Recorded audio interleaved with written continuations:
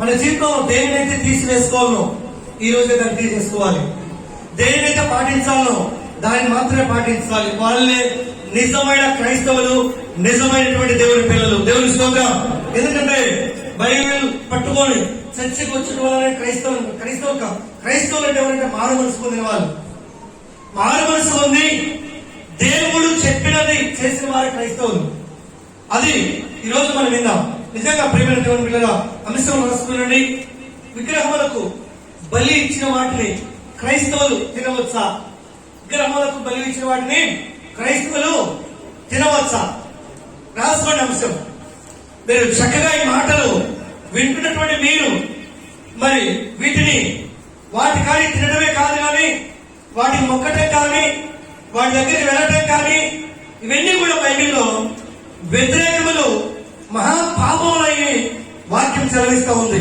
అయితే మన జీవితాలలో చాలా మంది క్రైస్తవులు ఎలా ఉన్నారంటే చర్చికి వస్తారు, గద్దెలకు వెళ్తారు, అంతరాలకు వెళ్తారు, అన్ని చేసిన ఎవరంటే ఎక్కువ శాతము క్రైస్తవులే. దేవుని స్తోత్రం. అందుకే ఈ రోజు నిజంగా ఈ వాక్యం వింటున్నటువంటి నీవు దేనిని విడిచిపెట్టాలో, దేనిని పట్టుకోవాలో నువ్వు జాగ్రత్తగా ఈరోజు దేవుని యొక్క మాటలు విన్నాం. 1 కొరింథీయులకు రాసిన పత్రికల నుంచి మనం చూద్దాం. 1 కొరింథీ అపోస్తలుడైనటువంటి పౌలు గారు చెప్తున్నటువంటి రీతిగా 1 కొరింథీ 8వ అధ్యాయం నుంచి కొన్ని మాటలు మనం చూద్దాం. విగ్రహములకు బలిగా అర్పించిన వాటి విషయము మనమందరము జ్ఞానము గలవారమని ఏమైనామంట? ఎరుగుదుము. దేవుని స్తోత్రం. ఏ విషయం అంట? అమ్మా చెప్పాలి. మీరందరూ కూడా చక్కగా దేవుని వాక్యం వినాలి. చక్కగా కూర్చోండి, దేవుని వాక్యం వినండి. ఎందుకంటే చాలా మంది కూడా క్రైస్తవులు అనబడిన వారికే పౌలు గారు హెచ్చరిస్తున్నాడు. ఎందుకంటే వీటి వలన, ఈ చేయటం వలన, లేకపోతే ఈ తిరుటి వలన నీవు శివను తెలుసుకుంటావు, నువ్వు నశిస్తావు నీకు తెలియకుండానే. అందుకే ఏమంటున్నాడు? విగ్రహములకు వాటిని మనమందరము జ్ఞానము గలవారమని వెలుగుము. జ్ఞానము ఉప్పు వంద చేయదు కానీ ప్రేమ ఏం కలిగిస్తుందట? సేమాభివృద్ధి. ఏంటి? ప్రేమ ఆకర్షిస్తుంది, సేమని కలిగిస్తుంది, ఒక మనిషిని సంపాదించుకుంటది. దేవుని స్తోత్రం. హల్లెలూయా. ఒక మనిషిని సంపాదించుకుంటది. అందుకే నిజంగా మనము జ్ఞానం కలిగిన వారు అయితే విగ్రహములకు బలిచ్చిన వాటిని మీరు చెప్పాలి. మనం ఎవరు తినకూడదు? చెప్పండి, ఎవరు తినకూడదు? దేవునికి స్తోత్రం. హల్లెలూయా. మనము తినకూడదు. ఎందుకంటే చాలా మట్టుకు వాటికి అర్పించిన వాటిని కానీ, వాటి పేర్లు పెట్టిన వాటిని కానీ మనము తినకూడదు. ఎందుకంటే తింటే మనకు వచ్చే నష్టము చాలా ఉంటాయి. చాలా మట్టుకు జనాలు ఏం చేస్తూ ఉంటారంటే వీటిని ఫాలో అవుతూ ఉంటారు, దేవుని వాక్యం వింటూ ఉంటారు, ఆదివారం చర్చకు వస్తారు, ఆదివారం మళ్ళీ తిరిగి ఎక్కడైనా ఒక గురపడి కన్ను, ఒక పోలిన కన్ను పెడితే మళ్ళీ తిరిగి తింటారు. దేవుని స్తోత్రం. నీకు తెలియకుండా నీ కుటుంబంలో శోధన స్టార్ట్ అవుతుంది. నీకు తెలియకుండా నీ కుటుంబంలో శ్రమలు స్టార్ట్ అవుతాయి. ఎందుకంటే చాలా జాగ్రత్తగా ఉండాలని ఇక్కడ క్రీస్తును పోలి చేయించినటువంటి వ్యక్తి పౌలు గారు నిన్ను నన్ను ఈరోజు హెచ్చరిస్తున్నారు. అందుకే జాగ్రత్తగా వినండి. నిజంగా జ్ఞానం ఏం చేస్తుంది? ఉప్పు ఉండదు. ప్రేమ ఏం చేస్తుంది? సేమ అభివృద్ధి కలిగి సేమని కలిగిస్తుంది. సేమం ప్రేమలో ఉండదు. సేమం ఒక ఆకర్షణ, ఒక మనిషిని రాబట్టుకోవడం. ఇంకా కింద చూద్దాం. ఒకడు తనకేమైనను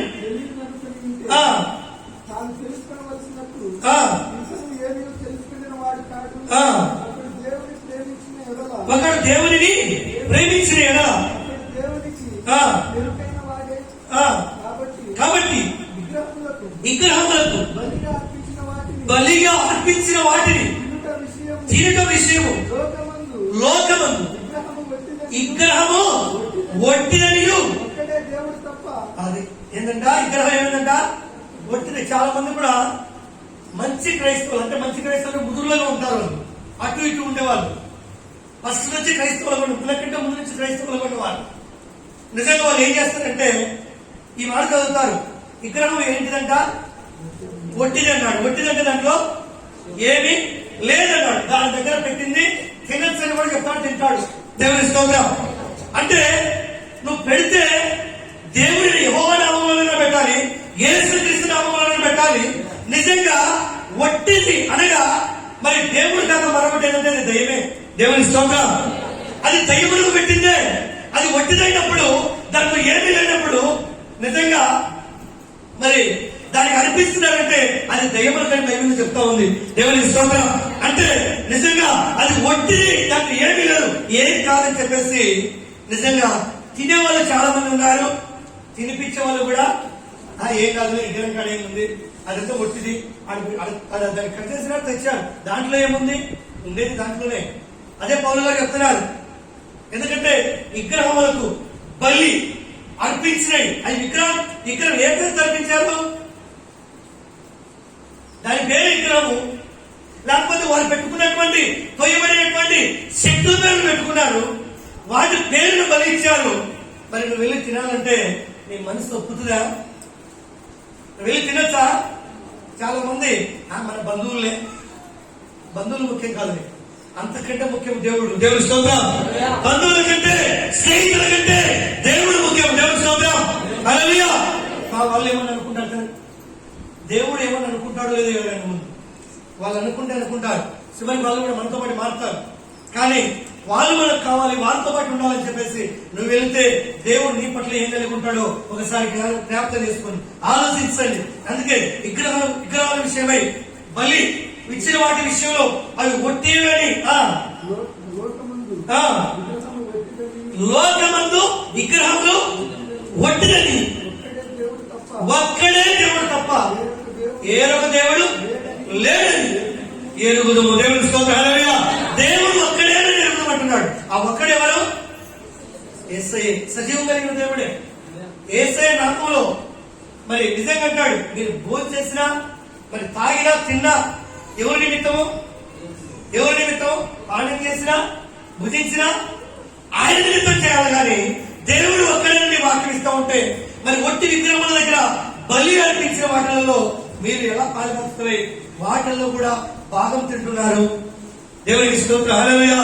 నీలో మార్పు వస్తే వారిని స్నేహితులు కావచ్చు, మరొకరు కావచ్చు, నువ్వు వదిలిపెడతావు. కానీ వారిని సంతోష పెట్టడం నువ్వు వెళ్ళవు. దేవుడు వెళ్ళనీయుడు. దేవునికి స్తోత్రం. హల్లెలూయా. ఎందుకంటే మనుషులను సంతోషపెట్టే వ్యక్తి దేవుడిని సంతోషపెట్టలేడు. నీవు నేను కూడా ఎంతమందిని మనుషులను సంతోష పెట్టాలని అలాంటి వాటి దగ్గరికి వెళ్తున్నాం. అలాంటి వాటి దగ్గర బలిచ్చిన వాటిని మనం తింటున్నాం కదా. మనకు తెలుసు అంకాలమ్మ, పోలేరమ్మ, ఇంకా నా గురపడు, ఇలాంటివన్నీ కూడా ఇచ్చిన వాటి దగ్గర తీసుకొని వారి పేరు మీద పెట్టి మరి తెచ్చిన వాటిని ఎంతమంది నిజంగా మరి వాటిల్లో పాల్గొస్తాయి తింటున్నారు. ఈ రోజు మీరు విడిచిపెట్టాలి. దేవునికి స్తోత్రం.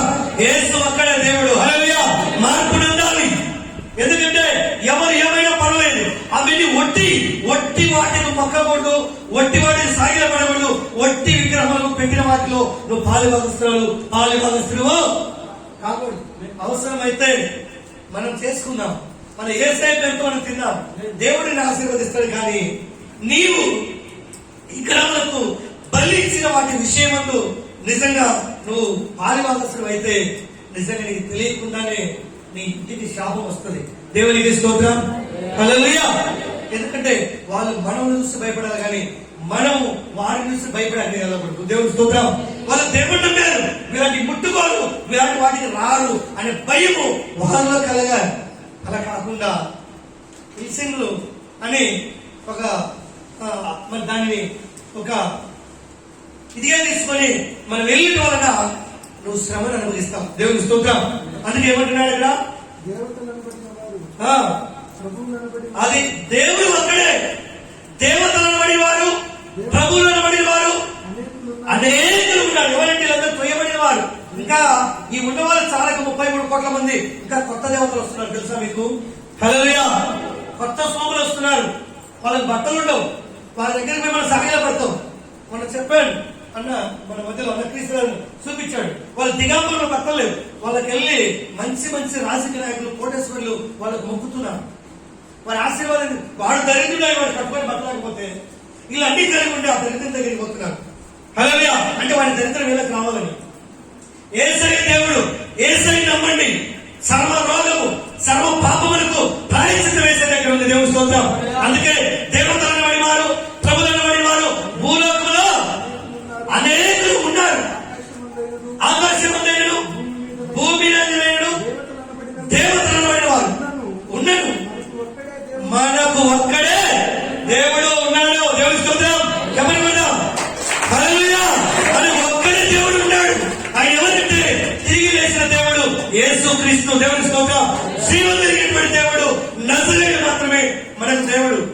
ఆయనకే తప్ప అడ్డ వచ్చిన వారందరికీ మొక్కి వారి శాపము, వారి దరిద్రము మన మీదికి తెచ్చుకొని మనం నశించిపోవడం దేవుని చిత్తము కాదు. హల్లెలూయా. వాటిని సాగిలపడే వాళ్ళు అనేకులు ఉన్నారు. అందుకే ఇక్కడ చూడండి, 1 కొరింథీ మనకు ఒక్కడే దేవుడు ఉన్నాడు. ఆయన మనకు ఏమైనాడు? ఏమైనాడు చెప్పాలి. హల్లెలూయా. ఒక్కడే తండ్రి. ఇద్దరు ముగ్గురు ఉంటే ఎలా ఉంటుంది పంచాయతీ? ఇద్దరు ముగ్గురు తండ్రులు ఉన్నారు అనుకోండి, ఎలా ఉంటుంది పంచాయతీ? చెప్పాలి అమ్మా, ఎలా ఉంటుంది? ఈ లోకం సరిగా చూసినా ఎలా ఉంటుంది? తండ్రి ఒక్కడే. దేవుని స్తోత్రం. హల్లెలూయా. అది పద్ధతి క్రమం, అది పద్ధతి క్రమం. ఇక్కడ కూడా తండ్రి ఒక్కడే. ఆయన నుండి సమస్తమును కలిగిన యేసుక్రీస్తు నుండే ఈ భూలోకంలో, ఈ సృష్టిలో, ఈ ప్రకృతిలో ఏమైతే ఉన్నదో మొత్తము ఆ ఒక్కడు, ఆ తండ్రి నుంచే కలిగి ఉన్నాయి. దేవుని స్తోత్రం. హల్లెలూయా. మన జీవితంలో మనం అనుకుంటూ ఉంటాం, రకరకాలు మాట్లాడుతూ ఉంటాం. ఈయన దేవుడు, ఆయన దేవుడే కదా. ఒక రాయిని పెట్టి 3 బొట్లు పెట్టి కదా కుంకం వస్తే పోతూ కనుక్కొని పోతాడు మానవాడు. ఆయనకి అయిపోయింది భక్తి. దేవుని స్తోత్రం. హల్లెలూయా. రాయి దేవుడే, జమ్మి చెట్టు దేవుడే, రాగి చెట్టు ఆ చెట్టు దేవుడే, ఇంకా ఇంకా భూమి దేవతే, ఇంకా సూర్యుడు, నక్షత్రాలు. అంటే నిజంగా సృష్టికర్తలు ఇంకా తెలుసుకునే పరిస్థితిలో ఉన్నావు. తండ్రి ఒక్కడే. దేవుని స్తోత్రం. ఆయనే తిరిగి లేచినటువంటి జీవ కలిగినటువంటి దేవుడు నజరేయుడు. దేవుని స్తోత్రం. హల్లెలూయా. మా తండ్రి ఎంతమంది? దేవతలు అనేక మంది ఉన్నారు, ప్రభులు అనేక మంది ఉన్నారు, కానీ దేవుడు ఒక్కడే. ఆయన మన తండ్రి. ఆయన మాత్రమే ప్రపంచమంతటిని కలిగించిన వాడు. అవునా? దేవుని స్తోత్రం. ఇంకా ఏమైనా మీకు డౌట్ ఉన్నాయా? హల్లెలూయా. అందుకే ఈ రోజు ఇంకా దేవుడు చూడలేదని, దేవుడికి తెలియదని, పాస్టర్ తెలియదని అనేక మంది కూడా ఏమైందంటే కదా, ఈరోజు ఇక్కడికి వస్తారు, రేపు గద్దెకు మాంత్రికుల దగ్గరికి వెళ్ళి అక్కడ ఆ పనులు, అంతరాలు, కాగితాలు కట్టించుకొని వస్తారు. వాటిల్లో ఏముండవు. నీ జీవితంలో ఇక్కడ ఉన్నవారు చాలా మంది కూడా అన్ని అనుభవించి వచ్చిన వారి. దేవుని స్తోత్రం. హల్లెలూయా. దేవుడు ఇచ్చినటువంటి మహిమ, దేవుడు ఇచ్చినటువంటి కృప చాలా గొప్పది. అందుకే ఇక్కడ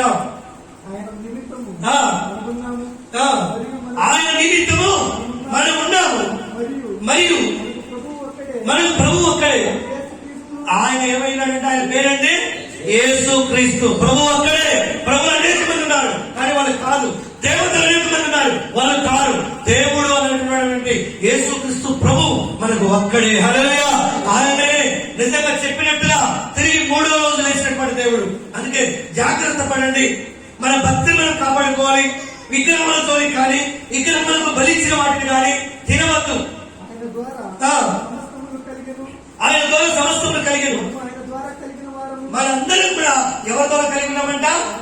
ప్రభు అయినటువంటి యేసయ్య ద్వారా మాత్రమే కలిగి ఉన్నారు. ఆయనే మనకు తండ్రి. హల్లెలూయా. ఎవరు మనం సృజించారో, ఎవరు మనం నియమించారో, ఎవరి ద్వారా మనం ఈ భూమి మీద మరి కలిగాము, ఆయనే మనకు తండ్రి. దేవుని స్తోత్రం. హల్లెలూయా. ఈ రోజుల్లో తెలుసా మీకు, యేసుక్రీస్తుని ఎరిగిన వాడు ఎనగని తల్లిదండ్రులు విడిచిపెడుతున్నారు. తల్లిదండ్రులు దేవుడు ఎనకపోయినా పిల్లలు తల్లిదండ్రులు విడిచిపెడుతున్నారు. ఎందుకంటే నాకు ఆయన దేవుడని కదా. ఆయన దేవుడు, ఆయననే తండ్రి. నువ్వు పరలోక రాజ్యం చేర్చలేవు, చేర్చేది ఆయన. హల్లెలూయా. ఆయన నమ్మితే ఈ లోకాన్ని ఇస్తాం, ఆ లోకంలో ఆయన దగ్గర ఉంటాం అనే గొప్ప నిరీక్షణ మారు మనసు పొందిన వారికి మాత్రమే అర్థమవుతుంది వాక్యము. అయితే అది ఈ దేవతల యందు, ఈ ప్రభుల యందు ఈ జ్ఞానము లేదు. కొందరు ఇది వరకు ఆ. విగ్రహమును ఆరాధించిన వారు కొందరు ఏం చేస్తున్నారంటే ఇంతకు ముందే విగ్రహమును ఆరాధించిన ఆరాధించిన వారు వారు కనుక తాము భుజించు పదార్థములు విగ్రహములకు బలి ఇయ్యబడినవని బలి ఇయ్యబడినవని ఎంచి ఆ. భుజించుదురు. ఇందువలన వారి మనస్సాక్షి బలహీనమైనదే. ఏమవుతుందంట అమ్మ, ఏమవుతుందంట?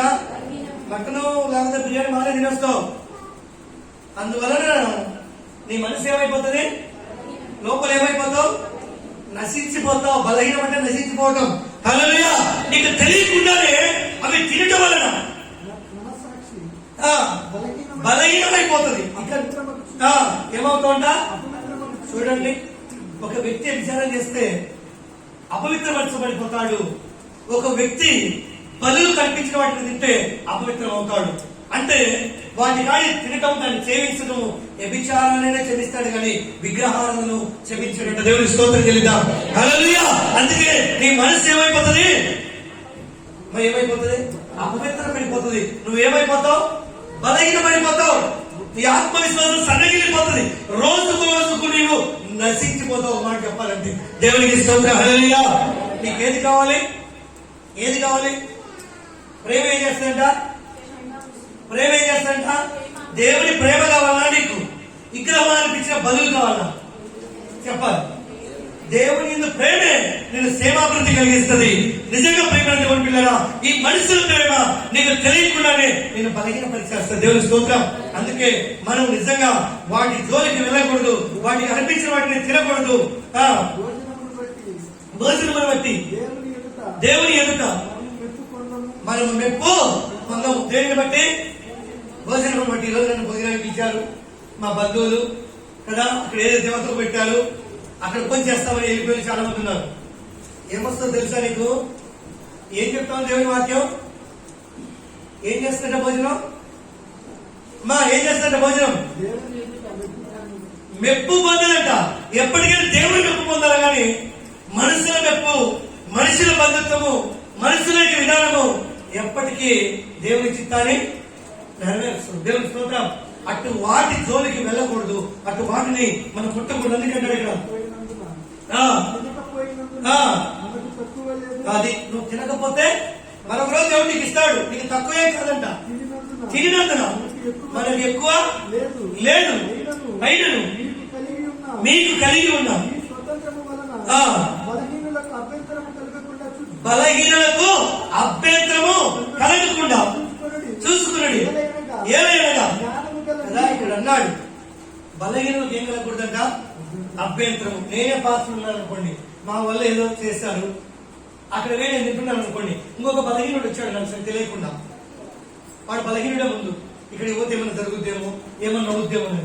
అప్పుడు నన్ను చూశాడు అనుకోండి, ఆ బలహీనుడు ఏమవుతాడు? చెప్పాలి. ఆశ్రయ వచ్చిండులే చెప్పాలి. ఇలాంటి తాగుబోతులు, ఇలాంటి తాగి పరిచయం చేసే సేవకులు, దైవజనులు ఉండేవారు, రెండు పడవలు కాళ్ళు పెట్టి నడిచేవారు, ఇలాంటి వారు ఏం చేస్తారు తెలుసా మీకు? వాటికి కూడా వెళ్తారు. ఆదివారం కదా, తినొచ్చు, కొంచెం తాగొచ్చు. మనం ఇలాంటి విశ్వాసాలు ఉంటారు కదా, సరే వాళ్ళు పాస్ వాళ్ళు ఎందుకు పోగొట్టుకోలే, పోకపోతే బాధపడతారేమో, పోయారనుకున్నాను చూశారనుకో, వాళ్ళకి ఏమొస్తుంది? అలాంటి వారికి ఏమి ఇవ్వకూడదు, బలహీనలకు ఏమి ఇవ్వకూడదు. చెప్పాలి ఒకసారి. అది దేవుని స్తోత్రం. హల్లెలూయా. వారికి చోటు ఇవ్వకూడదు, అభ్యంతరం కలిగించకూడదు. ప్రియమైన దేవుని పిల్లల, దేవుని వాక్యం విన్నటువంటి నీవు నేను కూడా ఎలా ఉండాలంటే వాటిని విసర్జించిన వారుగా మనం ఉండాలి. దేవుని స్తోత్రం. హల్లెలూయా.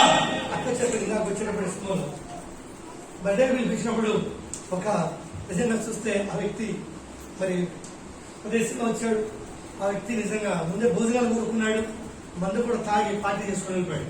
దేవునికి స్తోత్రం. అంటే నిజంగా ఆ వ్యక్తిని చూసిన వ్యక్తులు బలహీనంగా ఏమవుతారు? వాళ్ళు చోటు కలిగించుకోవద్దు. ఎందుకంటే అక్కడ సత్యం లేదు. అందుకే జాగ్రత్త పడండి. దేవుడు వెక్కిరించబడడు కనుక ఇక్కడ కింది మాట 10వ అధ్యాయం చూద్దాం. చూడండి 10వ అధ్యాయము ఇక్కడ చూద్దాం. 5వ వచనం చూసుకునే మాటలు మనం చూద్దాం. అయితే వారిలో ఎక్కువ మంది దేవునికి ఇష్టలుగా ఉండకపోయినా అది దేవుని స్తోత్రం హల్లెలూయా ఉన్నారు. కానీ వారిలో కూడా ఎక్కువ మందిలో ఇలాంటి ఆలోచనలు ఉన్నాయి, ఇలాంటి మనస్తత్వం ఉంది. ఎందుకంటే సాతాను కదా లాగుద్ది కదా, ఇస్త్రం వేసినట్టు చేపకి ఎర్రేస్తే ఏం చేస్తుంది, ఐస్కందాలో వచ్చేస్తుంది. దేవుని స్తోత్రం హల్లెలూయా. మనల్లో కూడా కొందరు నిజంగా అలాంటి వారు ఉంటారు. ఇక్కడ ఏమైనా ఉంటారు, అక్కడ పోయిన తర్వాత పోకపోతే ఏం పడతారంట, మరి పోకపోతే ఏం పడతారంట వాళ్ళు. ఆ తర్వాత కూడా బాధ ఎలా ఉంటుంది, పాస్తయ్యా ఎందుకో వచ్చిందంటావు, ఎందుకో వచ్చిందంటావు. అప్పుడు కూడా ఒప్పుకోను కరెక్ట్ గా, ఎందుకో వచ్చింది పాస్తయ్యా హల్లెలూయా, ఎందుకో వచ్చింది నన్ను అడిగితే నాకేం తెలుసు. హల్లెలూయా నీకు తెలియాలి. అందుకే ఎక్కడో మనం నిజంగా చూస్తే అందుకే ఏమంటున్నాడు ఇక్కడ, అయితే వారిలో ఎక్కువ మంది ఆ. దేవునికి ఇష్టలుగా ఉండకపోయినా ఆ, గనుక గనుక అరణ్యంలో సంహరింపబడి అరణ్యంలో సంహరింపబడింది. ఎవరు దేవునికి ఇష్టలుగా లేక రెండు పడవల మీద కాలు పెట్టి నిజంగా రకరకాల జీవించిన వారు అడవిలో ఇశ్రాయేలు ప్రజలు మోసే కాలంలో ఏమైపోయారు వీళ్ళందరూ, ఏమైపోయారు, సంహరించబడింది. కానీ వారు ఆశించిన ప్రకారం ఆ. మనము చెడ్డవాటిని ఆశించకుండా అది మనము చెడ్డవాటిని చెడ్డవాటిని ఆశించకుండా ఆశించకున్నట్టు సంగతులు ఈ సంగతులు మనకు దృష్టాంతములుగా ఉన్నవి. మనకు ఎలా ఉన్నాయి, దృష్టాంతములుగా ఉన్నాయి. జనులు తిరుగుటకును తాగుటకును కదా, ఏ నామములో తినాలి, ఏ నామములో తాగాలి చెప్పాలి. ఏ నామములో, మరి విగ్రహం దగ్గరికి వెళ్తే విగ్రహంలో పెట్టినట్టు ఏ నామం అది, అది ఒట్టిది, అది దయ్యము. దయ్యము నామంలో తిని తాగితే నువ్వు కూడా ఏమవుతావు చెప్పాలి. మాట పడదు, ఏమవుతావు. దేవుని స్తోత్రం హల్లెలూయా. మన దయ్యాలమా మనుషులమా, మన దేవుని పిల్లలమా దయ్యాలమా.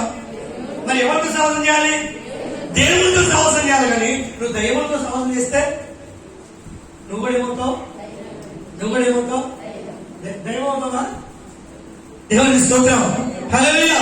అందుకే ఇక్కడ ఏమంటున్నాడు, అయితే జనులు తిరుగుటకును తాగుటకును కదా కూర్చుండి ఆ, అని రాయబడినట్లు ఆ. వారిలో కొందరి వలె వారిలో కొందరి వలె విగ్రహారాధకులై ఉండకూడదు. మీరు విగ్రహారాధికులై ఉండకూడదు. అక్కడ ఏం జరుగుతుంది విగ్రహాల దగ్గర మీకు చెప్పండి, తినడము చెప్పండి ఇంకోటి. మరి యేసుక్రీస్తు దగ్గర ఇష్టపడతాడు దేవుడు, ఇష్టపడతాడా, ఇష్టపడతాడు. తాగుపోతూ తిరిగిపోతూ తిండిపోతూ సోమరిపోతూ నిద్రపోతూ పర్వతరాజు చేయాలి. దేవుని స్తోత్రం. ఎన్ని పోతులు పర్వతరాజ్యం ఉండవు. హల్లెలూయా. పర్వతరాజ్యం ఏమనుకుంటుందంటే దేవుని పిల్లలకు ఉంటుంది. అందుకే ఇక్కడ ఏమంటున్నాడు, వారిలో కొందరు ఏదానికంట వాక్యం చూడండి ఎంత నిజంగా క్లియర్ గా మరి మన జీవితాల గురించి లెక్కించబడినయో. వాళ్ళు ఎందుకు వెళ్తారంటే అక్కడికి, ఎందుకు వెళ్తారంటే మొదట తాగడానికి, రెండవది తినడానికి. అక్కడ రెండు జరుగుతాయి, వాడు ఏమైపోయినా పర్వాలేదు. హల్లెలూయా. అంటే విగ్రహాలను ఎలా ఉంటుందంటే అల్లరితో కూడినది. అక్కడ తాగడం ఉంటుంది, తినడం ఉంటుంది, కర్మం ఉండదు, భయం ఉండదు, క్రమశిక్షణ ఉండదు. ఎందుకంటే దయ్యములు కనుక మన జీవితాలలో మనము వాటికి ఏమై ఉండాలి, ఏమై ఉండాలి, ఏమై ఉండాలి. కొంతమంది ఏం చేస్తారంటే ఇంతకు ముందు పాస్టయ్య కనపడకుండా అంతరాలు అడిగి కట్టుకొని వచ్చేవారు. చేతి ఖాళీ కట్టుకొని కనుక్కుంటాడని. ఎక్కడికి కట్టుకొని వస్తారు, కొండ మీద ఇంకంతరాలు దించేసాం. దేవుడు మాట్లాడి పాస్ హల్లెలూయా. కడియాలు కూడా కడియాలు పెట్టుకోవచ్చు లోపల కనపడకుండా, అది మొయ్యలే కదా. దయ్యం పడితే కడివేసుకుంటే పోవచ్చు కదా. దేవుని స్తోత్రం హల్లెలూయా కదా. అవన్నీ కూడా కనుక్కోలేనుకుంటే ప్రార్థన చేసి దేవుడు ఇచ్చిన దర్శనం ద్వారా ప్రార్థన చేసే చోట నీకు ఇది ఉందంటే అప్పుడు దీనికి సన్నా ఉందా, సన్నా ఉందా, సిగ్గుపడతాం వల్ల. ఇక్కడగా సిగ్గుపడాల్సింది, అక్కడ పడతావు. దేవుని స్తోత్రం. ఉందే కాదు, తెంచి ముందే పడేయాలి ఆవరణ నుండికి వచ్చేటప్పుడు. దేవునికి స్తోత్రం హల్లెలూయా. అందుకే ఏమంటున్నాడు ఇక్కడ, వారిలో కొందరు మీరు విగ్రహారాధకులై ఉండకుడి మరియు వారి వల్ల మనము. చూడండి విగ్రహారాధన దేనికి వచ్చాడు, ఇందాక చెప్పాను కదా, మొదటి చెప్పాను కదా, విగ్రహారాధన దేనికి వచ్చాడు, ఏమో చెప్పట్లేదు, వ్యభిచారానికి వచ్చాడు. దేవుని స్తోత్రం. ఒకవేళ విగ్రహారాధన చేస్తే పాపము, వ్యభిచారం చేస్తే పాపము కనుక విగ్రహాలను కూడా ఇక్కడ పాపానికి వ్యభిచారానికి పోల్చాడు, వ్యభిచారానికి పోల్చాడు. అందుకే మనము ఆ దేవుడు మన తండ్రి కనుక ఆ విధంగా చనిపోవడం ఆయన చిత్తము అవునా కాదు. అందుకే ఏమంటాడు 14 వచ్చిన చూద్దాం. అక్కడ 14 వచ్చిన కాబట్టి 14 వచ్చిన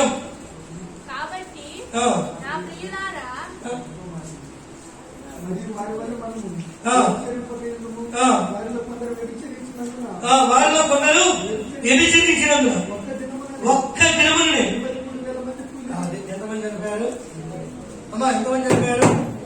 దేవుని స్తోత్రం. పాత నిబంధన కాలంలో వాళ్ళ విధంగా చేయటం వలన దేవుడి ఉగ్రత వారి మీదకి వచ్చి ఎంతమంది? 8,000 మంది. చెప్పండి ఎంతమంది? 20 ఎంతమంది అమ్మా? 23,000 మంది ఏమైపోయారు చెప్పండి అమ్మా? నశించి చనిపోయారు. ఏం చేసినందున?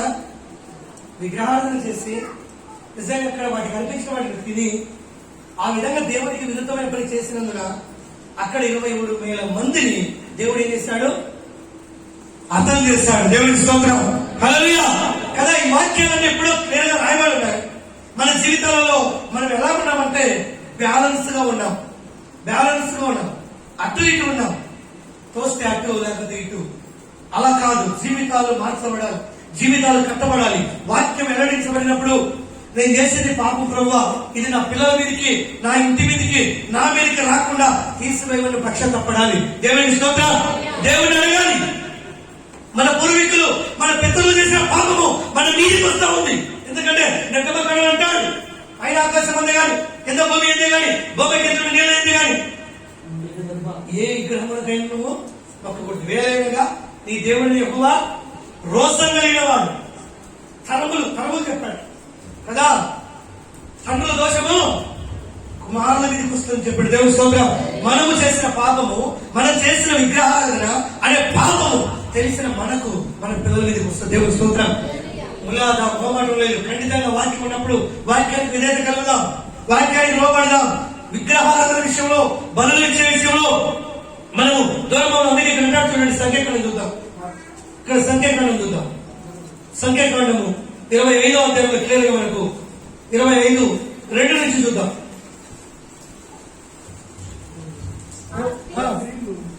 తమ దేవతల బలులకు ఇక్కడ జాగ్రత్తగా వినండి, మళ్ళీ చదువుదాం. ఆ స్త్రీలు తమ దేవతల బలులకు ప్రజలను పిలువగా వారు ఎక్కడిది బలు ఇచ్చిన దానిని స్త్రీలు పిలిచారు, వీళ్ళు వెళ్ళారు. భోజనం చేయగా వారి దేవతలకు నమస్కరించి అటు ఇశ్రాయేలీయులు అది ఎవరితో కలుసుకున్నారంటే వాళ్ళు ఏ ప్రవక్త? బయలు ప్రవక్త. దేవుని స్తోత్రం. ఎందుకంటే ఏమనుకున్నాడు? సహించాడు ఇలాంటి విషయంలో 450 మందిని గొంతుకు కోసేస్తాడు. దేవుని స్తోత్రం. విగ్రహాలకు మొక్కేవారిని, విగ్రహాలు దేవుడిని చెప్పిన వారిని కదా. ఎందుకంటే నిజంగా మనం కూడా అలాంటి శక్తి కలిగి ఉండాలి, మనం కూడా అలాంటి ప్రభావం కలిగి ఉండాలి, మనం కూడా అలాంటి విధానము మనం కలిగి ఉండాలి. అందుకే బయలు ప్రవక్త ఏం చేశాడు? మొక్కినందున యెహోవా కోపము రగులుకొనగా అప్పుడు యెహోవా మోషేకు ఇట్లను, నీవు ప్రజల అధిపతులందరినీ తోడుకొని యెహోవా సన్నిధిని సూర్యునికి ఎదురుగా వారిని ఏం చేయమంట? సూర్యుడికి ఎదురుగా ఏం చేయాలంట? వారిని ఉరి తీయము. అప్పుడు యెహోవా కోపాగ్ని ఇశ్రాయేలు మీద నుండి మోసే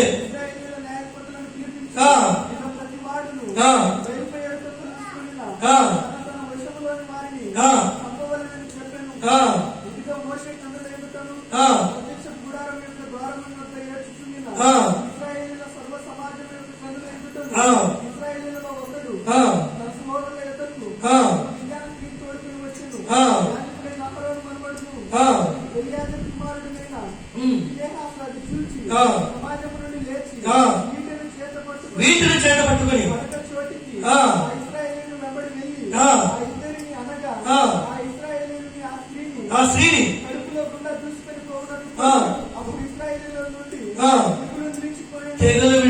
నేను 24,000 మంది ఎంతమంది 24,000 మంది ఆ తెగులు చేత చనిపోయి. హల్లెలూయా. చూడండి, ఒకడు ఆ స్త్రీతో విజ్ఞాన స్త్రీతో వెళ్ళాడు, ఆమెను కలుసుకున్నాడు, బయలు ప్రవక్త దగ్గర కలిసి తిన్నారు వీళ్ళందరూ. కానీ దేవుని తెగులు వారి మీదకి వచ్చినప్పుడు మరి 24,000 మంది ఏమైపోయారు? చచ్చిపోయారు. దేవుడు స్తోత్రం. దేవుడు సహించాడు. దేవుడు అలాంటి విషయాలను రాజీపడడు. జాగ్రత్త పడండి, ఎందుకంటే ఇంకా నువ్వు మారుతావని దేవుడు నిజంగా చూచి చూడనట్టుగా ఉంటున్నాడు. హల్లెలూయా. దేవుడు చూస్తే ఆయన కోపానికి మన మీదకి వస్తే మనం ఏమైపోతాం? అర్థమైపోతాం. దేవునికి స్తోత్రం. నీకు శ్రమ వచ్చిందా, బాధ వచ్చిందా, దేవుని సన్నిధిలో మోకరించు, ప్రార్థన చేయి, దేవునికి విధేయత కలిగి ఉండు, దేవునికి సాగిలపడు, దేవుని దగ్గర పశ్చాత్తాపడు, దేవుని అడుగు, ప్రతి దోషములను తీసివేస్తాడు. దేవునికి స్తోత్రం. అందుకే యేసుల గ్రంథంలో కూడా చూద్దాం. చూడండి, తొందరగా మనం యేసుల గ్రంథము 20వ అధ్యాయము 7వ వచనం నుంచి కొన్ని మాటలు మనం చూద్దాం.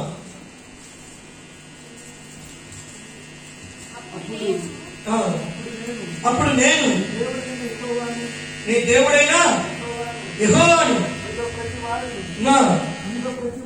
మీలో ప్రతి వాడు తనకి ఇష్టమైన ఏ కృత్యం అంటే మీలో ప్రతి వాడును మీకు ఇష్టమైన ఏ కృత్యములను విడిచిపెట్టవలను, చేతులతో చేస్తున్నటువంటి వ్యయమైన వాటిని, వ్యయమైన పూజలు, వ్యయమైన బలులు, ఏమైన మొక్కుబడులు, వ్యర్థమైన వాటిని ఏం చేయాలి? విడిచిపెట్టాలి. దేవుని స్తోత్రం. హల్లెలూయా. విడిచిపెట్టాలి. ఐగుప్తు విగ్రహములను పూజించుట చేత మిమ్మల్ని మీరు అదే ఏమవుతారంట? వాటిని పూజించడం వలన, ఐగుప్తు విగ్రహాలను పూజించడం వలన మిమ్మల్ని మీరేమవుతారు? అపవిత్రపరచుకుంటారంట. దేవుని స్తోత్రం. హల్లెలూయా. అపవిత్రపరచుకుంటారంట. ఇందులో మనం రాజీ పడకూడదు. నిజంగా రాజీ పడితే వాళ్ళు అపవిత్రులై ఉన్నారు, ఆ విగ్రహాలు కూడా అలాంటివి ఉన్నాయి. నువ్వు కూడా ఏమవుతావు? అపవిత్రపరచబడతావు, నువ్వు మలినపరచబడతావు, దేవుని దృష్టిలో పాపము చేసిన వ్యక్తి అవుతావు. అందుకే వాటికి నువ్వు దూరంగా ఉండాలి. ఐగుప్తు ప్రజలు నిజంగా వాటిని మొక్కి వాటిని సాగిలపడి చివరికి ఎర్ర సముద్రం ఏమైపోయారు? నాశనం చేశాడు దేవుడు. అలాంటి వారి దేవుడును నేనే అని తెలుసుకున్నాక వారిని ఎర్ర సముద్రంలో ముంచి వేసినట్టుగా కూడా మనం చూస్తాం. దేవునికి స్తోత్రం. హల్లెలూయా. ఇంకా మనం చూద్దాం.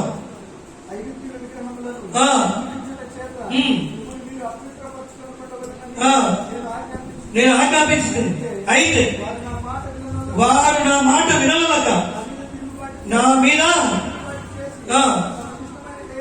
వారి ఇష్టమైన హే కృత్యములు చేయటం మానలేదు, ఐగుప్తు విగ్రహములను పూజించుట మానలేదు. గనుక వారు ఐగుప్తు దేశంలో ఉండగానే నేను నా రౌద్రమును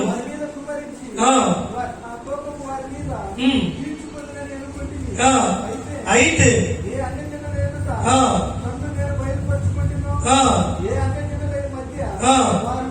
వారి ఇంటిలో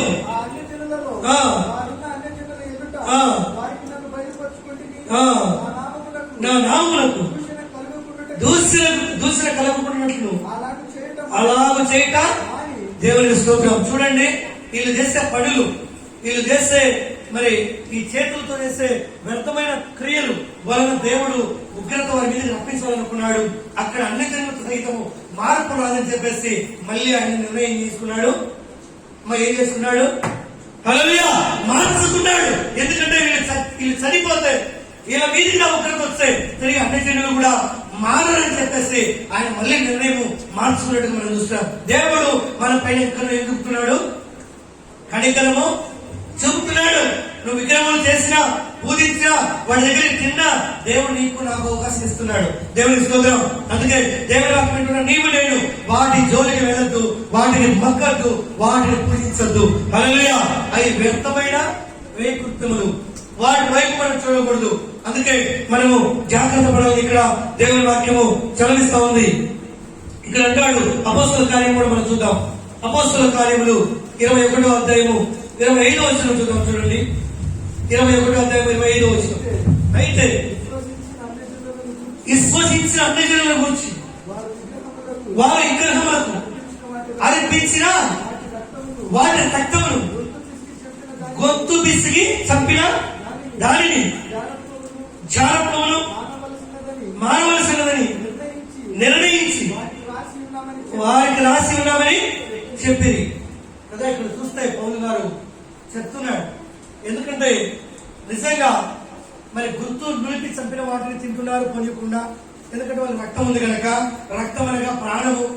నిజంగా మరి కొన్ని రక్తము చిందించి కూడా అక్కడ తింటున్నారు. అవి మానవాలని చెప్పి కూడా ఇక్కడ నిజంగా చూస్తే ప్రేమైన దేవుని బిడ్డగా మరి హెచ్చరించినట్టుగా మనం చూస్తున్నాం. కింద మాట ఇక్కడ చూద్దాం. అంతటా పౌలు మరునాడు ఆ మనుషులను వారితో కూడా చాలు. ఈ మాటలు మనం చూస్తే పౌలు ఎవరంటే ధర్మశాస్త్రానికి చెందిన వ్యక్తి, ధర్మశాస్త్రానికి చెందిన వ్యక్తి. కానీ ఇవన్నీ కూడా ధర్మశాస్త్ర ప్రకారము నిజంగా మరి ఒక గోలైనను మరి ఇలాంటి వాటన్నింటిని కూడా వాళ్ళు రక్తం చిందించే మరి యాజకుడి దగ్గర తీసుకెళ్లి బలులు ఇచ్చేవారు, రక్తం చిందించేవారు. కానీ ఆ ధర్మశాస్త్రం పౌలు చెప్తున్న మాటలు ఎలా ఉన్నాయంటే నిజంగా అలాంటి వారందరూ హెచ్చరిస్తే వాటికి మొక్కవద్దు, వాటికి సాగిలపడవద్దు, వారికి ఇలాంటి వాటి బలులు ఇవ్వకూడదు, వాటిని తినవద్దు. తినిన ఎలా ముట్టిన ఎలా మీరు ఏమవుతారంట? అపవిత్రపరచబడతారంట. దేవుడికి స్తోత్రం, హల్లెలూయా. అపవిత్రపరచబడతారని చెప్తున్నాడు. అటు వారిని హెచ్చరిస్తూ వచ్చాడు పౌలు గారు, అటు వారిని ఖండిస్తూ వచ్చాడు పౌలు గారు. ఎందుకంటే నీవు నేను కూడా ములాద పడకూడదు. మన కుటుంబం కావచ్చు, మన పిల్లలు కావచ్చు, మన తల్లిదండ్రులు కావచ్చు, వారి సత్యాన్ని ఖండించి వారికి బుద్ధి చెప్పాలి. దేవుని స్తోత్రం. ఎందుకంటే వాళ్ళు రేపటి కాలంలో నరకం నుంచి విడిపించబడతారు, హల్లెలూయా. పాపం నుంచి విడిపించబడతారు, శాపం నుంచి విడిపించబడతారు. ఎందుకంటే పౌలు పేతురు అనేక వారు అనేక దెబ్బలు తిన్నప్పటికీ ఎవరితో రాజీ పడలేదు, హల్లెలూయా. ఇలాంటి విషయాలలో వాళ్ళు ఖండితంగా చెబుతూ వచ్చారు. అందుకే రోమీయులకు రాసిన పత్రికలు కూడా అంటారు చూడండి, 8వ అధ్యాయము 2వ వచనం చూద్దాం. క్రీస్తు యేసునందు జీవమొచ్చు ఆత్మ యొక్క నియమము పాప మరణ నియమముల నుండి నన్ను విడిపించును. దేవునికి స్తోత్రం, హల్లెలూయా. పౌలు గారు చెప్తున్నారు, నిజంగా నీ పాపం పోవాలంటే, నీ పాప క్షమాపణ కలగాలంటే నిజంగా నియమం కలిగి ఉండాలి. ఆ నియమం ఎవరైనా కలిగి ఉండాలంటే క్రీస్తు యేసునందు. దేవుని స్తోత్రం. అప్పుడే నీ పాపానికి ప్రాయశ్చిత్తం. అలా కాకుండా నువ్వు తీసుకెళ్లి ఒక నోరు లేని మూగజీవిని బలిచ్చి, ప్రభువా ఇదిగో నా పాపం, లేకపోతే ఆ దేవుని నువ్వు మొక్కి ఇదిగో నేను బలిచ్చాను నా పాపం క్షమించమంటే విగ్రహం ఒట్టిది, హల్లెలూయా. అది నేను క్షమించదు. ఎందుకంటే పాపం చేసింది నువ్వు, తప్పు చేసింది నువ్వు. దేవుని దగ్గర నువ్వు ఒప్పుకోవాలి, నువ్వు పశ్చాత్తాపడాలి. పాపం నువ్వు చేసి ఒక కోడిను, ఒక పొట్టేళ్ళు, ఒక మేకపోతును తీసుకెళ్లి నోరు లేదని బలించడం వలన నీ పాపాలు క్షమించబడు. నీ పాపాలు ఏ నియమం ఉండాలి క్షమించబడాలంటే? జీవమునిచ్చు ఆత్మ అంటే యేసుక్రీస్తు ఆత్మ ద్వారా, ఆత్మ యొక్క నియమం. అది ఎక్కడి నుంచి నడిపిస్తుంది? పాప మరణము నుంచి నడిపిస్తుంది, పాపం నుంచి నడిపిస్తుంది, మరణం నుంచి కూడా విడిపిస్తుంది. అలా కాకుండా నువ్వు పాపం చేసి నువ్వు ఈ విధంగా బలులకు ఇచ్చిన వాటిని తిని బలులకు ఇవ్వడం వల్ల నువ్వు ఇంకా అపవిత్రపరచబడతావు, హల్లెలూయా. ఇంకా నువ్వు పాపం చేసిన వ్యక్తినే అవుతావు. దేవుని దృష్టిలో నువ్వు నశించిపోతావు, హల్లెలూయా. అందుకే ఎట్లనగా ధర్మశాస్త్రము దేనిని చెయ్యచాలకపోయానో దానిని దేవుడు చేస్తున్నావు. సాధ్యపడి కూడా హల్లెలూయా, హల్లెలూయా. దానిని ఎవరు చేస్తారు? దేవుడు చేస్తారు. ధర్మశాస్త్రం, ధర్మశాస్త్రం ఎవరున్నారు? అంతకుముందు పౌలు కూడా సౌలుగా ఉన్నప్పుడు ఉన్నాడు. ఆ పౌలే పౌలుగా మార్చబడినప్పుడు హెచ్చరిస్తున్నాడు, అనేక హెచ్చరిస్తున్నాడు. ములాద లేకుండా, మొమాటం లేకుండా విగ్రహాల గురించి, ఆ బలుల గురించి ఖండిస్తున్నాడు, బుద్ధి చెప్తున్నాడు. మీరు యేసుక్రీస్తు యొక్క నియమం ద్వారా తప్ప మీరు పాప మరణం నుంచి మీరు రక్షించబడతారు, లేకపోతే మీకు రక్షణ లేదని చెప్పి ఆయన చెప్తున్నాడు. ఎందుకంటే ధర్మశాస్త్రము దేనిని చేయకపోయాడో దానిని దేవుడు చేశాడు. హల్లెలూయా. దాన్ని దేవుడు చేశాడు. యేసు క్రీస్తు రక్తములనే నీ పాపము నా పాపము కడగబడుతుంది. నీ పాపము నా పాపమును దేవుడు క్షమించాడు. కోడెల యొక్కయు మేకల యొక్కయు రక్తము ద్వారా నీ పాపము నా పాపము క్షమించబడదు. క్రీస్తు రక్తము ద్వారా ప్రతి పాపము కడగబడుతుంది. దేవునికి స్తోత్రం. హల్లెలూయా. అందుకే మనందరం కూడా ఏ రక్తం ఎందుకు రావాలి? యేసు క్రీస్తు నీ కోసం నా కోసం బలి అయిపోయాడు, బలియాగముగా మారిపోయాడు. దేవుని స్తోత్రం. హల్లెలూయా. ఆయన బలి వస్తువుగా మార్చబడ్డాడు నీ పాపం నా పాపం కోసం. అందుకే నువ్వు తిరిగి వ్యర్థమైన వాటిని బలిచ్చి వారి దగ్గర తిరగడం వలన దేవుడు సంతోషపడడు. హల్లెలూయా. దేవుడు కోపపడతాడు, బాధపడతాడు. ఆయన కోపాగ్ని నీ ఇంటి మీదకి నా ఇంటి మీదకి వస్తుంది. అందుకే జాగ్రత్త పడండి. ఇక్కడ అంటాడు చూడండి, ప్రకటన గ్రంథంలో ఒక మాట చూద్దాం. ప్రకటన 2వ అధ్యాయం 20 వచనం చూద్దాం. ప్రకటన గ్రంథము 2వ అధ్యాయం 20 వచనం. అయినను నీ మీద తప్పు ఒకటి నేను మోపవలసి ఉన్నది. ఏమనగా నేను ప్రవక్తనని చెప్పుకొనుచు యెజబెలును స్త్రీ మీకు ముందా నీ ఉండనిస్తున్నావు కదా. ఈ స్త్రీ ఏం చేస్తుందంట? ఈ స్త్రీ ఏం చేసేదంట? జాగ్రత్త కింద ఏం చేస్తా ఉంది? ప్రవేశిస్తుంది. ఆమె పేరేం పేరు? అమ్మ ఏం పేరు? యెజబెలు. ఆ స్త్రీ ప్రవశిస్తుంది. ఆమె గుండె ఏం జరుగుతున్నాయి? ఆమె ప్రవక్త చెప్పుకుంటున్నది. ప్రవక్త అంటే ప్రవశిస్తుంది. ప్రవక్త జరిగేది జరగబోయి చెప్తానని చెప్తుంది. కానీ ఏం చేస్తా ఉంది? జారత్వము చేయుటకును విగ్రహములకు బలి ఇచ్చిన వాటిని తినుటకును అది నా దాసులకు బోధించదు తినచ్చని. హల్లెలూయా కదా. చూడండి, ఎక్కడి నుంచి ఎక్కడి వరకు రాయబడినాయి బైబిల్లో. జాగ్రత్త పడండి.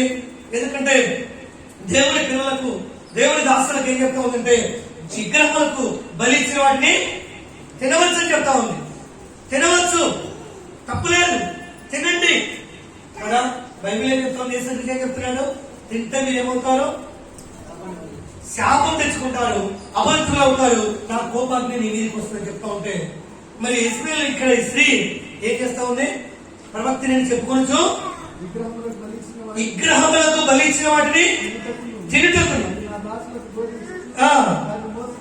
వారిని ఏం చేస్తా ఉంది? మోసపరుస్తా ఉందని. తినచ్చు, తప్పలేదని. మోసపోయే బలహీనులు చాలా మంది ఉంటారు. మోసపోయే బలహీనులు తినచ్చంట, తప్పలేదంట. 5 గ్రాములు ఒట్టిదే కదా. 5 గ్రాముల దగ్గర ఏముంది కదా? ఒట్టిదాని దగ్గర తినచ్చా? అది ఒట్టిదని వాళ్ళు చెప్తున్నారు అక్కడ. హల్లెలూయా. ఈ గ్రహములు ఒట్టివని ఏం లేదని తింటే నీవు నిజంగా దయ్యములతో పాల్గొవలసిన పనులుగా చెప్తారు కదా. అంటాడు కదా అక్కడ. అదే మనం చూస్తే అక్కడ దయ్యం పాత్రలోని దేవుని పాత్రలో కూడా మీరు తాగుదురు, మీరు దయ్యములతో పాలివారు ఏంట? నాకు ఇష్టం లేదు. ఎవరితో పాలివారు? ఎవరితో? దయ్యములతో కదా. వెళ్తాం, వెళ్ళి అక్కడ కొబ్బరికాయ కొట్టి తీర్థమనికి వస్తే ఇటు మోసుకుంటాం. తాగి మళ్ళీ వస్తామని పాలివారు బల్ల ఉంది మరి గుర్తుపెట్టుకోండి. హల్లెలూయా. ఇక్కడ కూడా సైగ్గా ప్రభు రక్తాన్ని, ప్రభు యొక్క శరీరాన్ని కూడా తిరిగి ముద్దుకొని పోతాం. దానివల్ల కూడా వస్తుంది తెలుసా? శాపం వస్తుంది. హల్లెలూయా. అందుకే మీరు దైవ పాత్రలు తాగుతారు, దేవుని పాత్రలు తాగుతారు. మీరు దయ్యములతో పాలివారైన నాకు ఇష్టం లేదంటాడు. దేవునికి స్తోత్రం. వారి దయ్యాన్ని పోల్చాడు. దైవంతో సహవాసం తీసాడు, దయ్యాలే కదా. దమ్మతో సహవాసం తీసాడు, ఏమవుతాడు? తాగుబోతు సహవాసం తీసాడు, ఏమవుతాడు? మరొకటి అవుతాడా? కాడు కదా. హల్లెలూయా. కాదు. అందుకే జాగ్రత్త పడండి. మన సహవాసం ఎవరితో ఉందో, మన స్నేహం ఎవరితో ఉందో, మనం ఎవరితో చేస్తున్నామో కూడా జాగ్రత్త పడమని ఇక్కడ మరి ఈయన చెప్తున్నాడు, యోహాను గారు చెప్తున్నాడు. ఎందుకంటే ఆయన సేవకులకు నన్ను ఏం చేస్తా ఉంది? మోసము, మారుమనసు పొందుటకు నేను దానికి సమయము విడిచితిని, దాని అది దాని జాగ్రత్తమును విడిచిపెట్టి మారు మనసు పొందనవలదంట. హల్లెలూయా. సమయం ఇచ్చినా కూడా కానీ ఏం చేస్తా ఉందంట? ప్రవక్తని చెప్పుకోవచ్చు. ప్రజలు ఏం చేస్తా ఉంది? సేవకులను ఏం చేస్తా ఉంది? అదే దాసులే, దేవుని సేవకులు దాసులు ఏం చేస్తా ఉంది? మోసం చేస్తా ఉంది. బలహీనులు, జ్ఞానం తక్కువ ఏమవుతారు? దాని కింద మోసపోతూ దాని సేవలు చేస్తూ వస్తారు. దేవుని స్తోత్రం. అందుకే మనందరం కూడా ఆ చేతుల నుంచి విడిపించబడాలి. హల్లెలూయా. ఒట్టి విగ్రహం వైపు మనం తిరిగి చూడకూడదు. చివరి మాట చూసి మనం ప్రార్థన చేసుకుందాం. ఇర్మియా 31:1 చూద్దాం. 31:31 చూద్దాం. 31:31.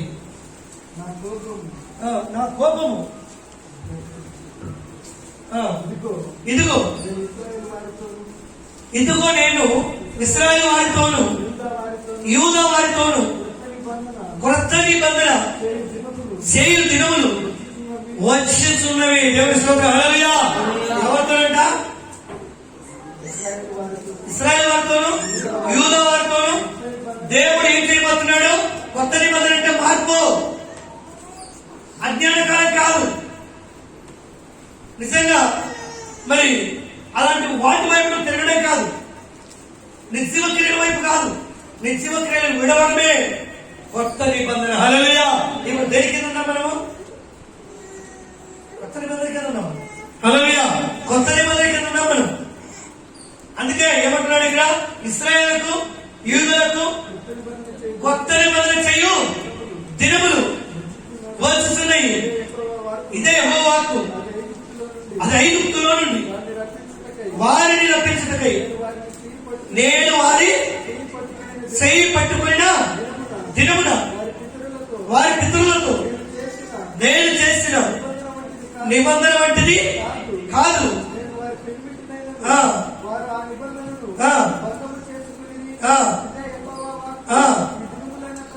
ఈ దినములైన తర్వాత నేను ఇశ్రాయేలు వారితో యూదా వారితో చేయబోయే నిబంధన ఇదే. వారి మనసులలో నా ధర్మం ఇది ఉంచేదను, వారి హృదయం మీద దానిని రాసేది. ఎక్కడంటమ్మా? హృదయం మీద కదా. చూడండి, దేవుడు నిజంగా గొప్ప ఉద్దేశం, ప్రణాళిక కలిగి ఉన్నాడు. కొత్త నిబంధన చేస్తాడు. ఆయన దేవుడు నిజంగా మన హృదయం మీద రాస్తానని చెప్తున్నాడు. రాసేదను.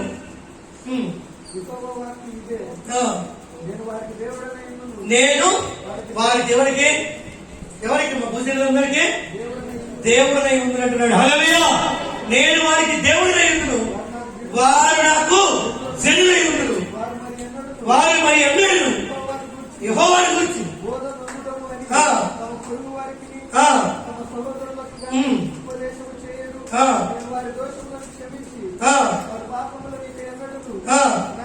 జ్ఞాపకము చేసుకున్నాడు. అల్పులేని గనులేని అందరూ నన్ను వెలుగులు. ఇదే యెహోవాకు దేవుని స్తోత్రం. హల్లెలూయా. నిజంగా ప్రియమైన దేవుని పిల్లరా, దేవుడు మనం చేసిన పాపాలను జ్ఞాపకం చేసుకుంటున్నాడు. ఆ పాపాలన్నింటినీ కొట్టివేస్తున్నాడని చెప్తున్నాడు. కనుక నీ పాపమును నేను ఒప్పుకొని ఆయన సన్నిధిలో పశ్చాత్తాపడినట్లయితే ఇక ఎప్పటికీ జ్ఞాపకము చేసుకున్నాడు. తీర్మానం కలుగుదాం, ఆ విధంగా ముందుకెళ్దాం. ఎందుకంటే ఆయన ఇప్పటి నుంచి మనకి ఏమైంటాడంట? కొత్త నిబంధన నుంచి ఏమైంటాడని తీర్మానం చేశాడు. మనకు దేవుడే ఉంటాడంట. మనం ఏమైనాము? ఆయన జనులమై ఉంటామని. దేవుడు స్తోత్రం. ఎందుకంటే దేవుడు ప్రాణం పెట్టాడు, యేసుక్రీస్తు ప్రాణం పెట్టాడు. ఎందుకంటే ఐగుప్తు ప్రజలు బట్టి ధర్మశాస్త్ర పరంగా అనేక మంది గతించారు, కానీ వారిలో ఏం లేకపోయింది? మార్పు లేక ప్రజలు అనేకులు నశించిపోయారు. అందుకే తిరిగి యేసుక్రీస్తు నీ పాపం నా పాపము ఆయన క్షమించడానికి లోకంలో వధించబడే గొర్రె పిల్లలాగా ఈ లోకానికి వచ్చాడు. ఆయన వధించబడ్డాడు, నీ పాపమును నా పాపమును క్షమించాడు. ఆయనే మనకు దేవుడు, ఆయన జనులకు మనం ఉన్నాం. దేవుడి మాటలు వీటిలో దేవుడు దీవించును గాక. హల్లెలూయా.